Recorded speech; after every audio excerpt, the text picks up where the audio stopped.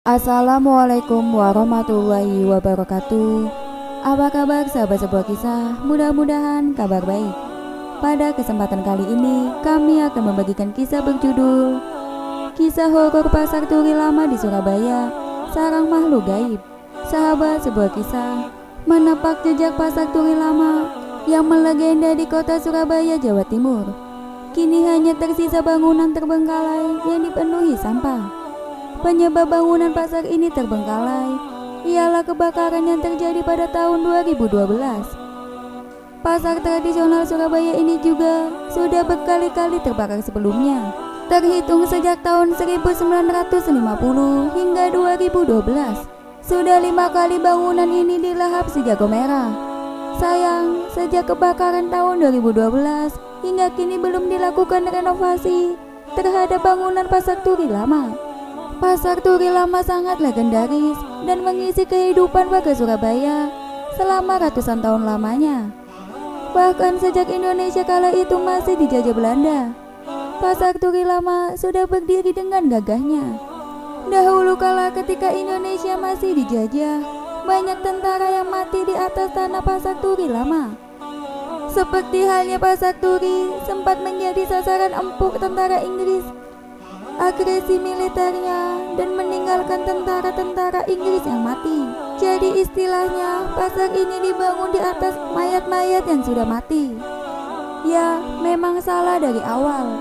Kalau ambil tanah dari sini bisa dibilang tanah perkuburan gitu, ujar Bayu dari tim PMAM IDN Media saat melakukan penelusuran di Pasar Turi Lama. Selain sejarahnya yang kelam dan berdarah, Pasar Turi Lama juga memiliki cerita mistis lainnya. Berikut penelusuran tim PMAM Bayu dan Dul untuk menguak kisah mistis di Pasar Turi Lama. Selama penelusuran, Bayu dan Dul mengunjungi setiap lantai di bangunan terbengkalai itu, termasuk lantai basement. Dahulunya, lantai paling bawah ini dipergunakan untuk menjual daging, ikan, ayam, dan dagangan lainnya. Ketika sampai di lantai basement, Bayu melihat banyak makhluk gaib dengan rupa yang aneh dan tidak seperti biasanya. Bayu juga tidak mengetahui apa nama makhluk-makhluk aneh tersebut. Mulai dari yang bentuknya seperti manusia, namun bagian wajahnya memiliki mulut yang sangat lebar dengan gigi yang bertaring. Selain itu, ada juga makhluk yang kecil seperti tuyul. Hanya saja bagian kupingnya yang lancip. Rupanya hampir mirip dengan goblin dalam film Harry Potter. Bentuknya aneh gitu.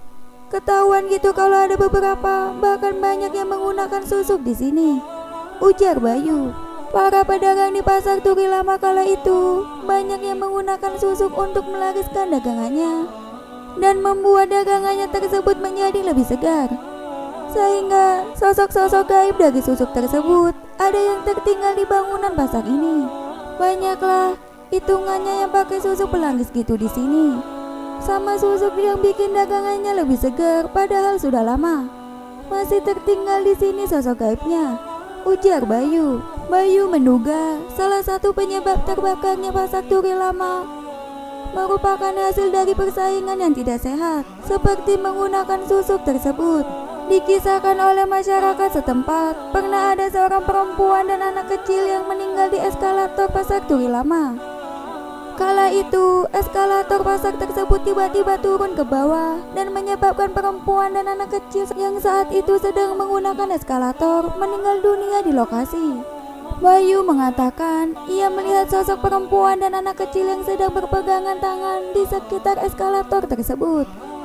Pernah aku jelasin kalau ada sosok yang meninggal terus kita melihat mereka. Itu sebenarnya jin yang mengambil karakter mereka, ujar Bayu. Bayu menekankan sosok yang dilihatnya bukan arwah dari sosok perempuan dengan anak kecil tersebut, melainkan hanya bagian dari jin yang menyerupai kedua sosok ini.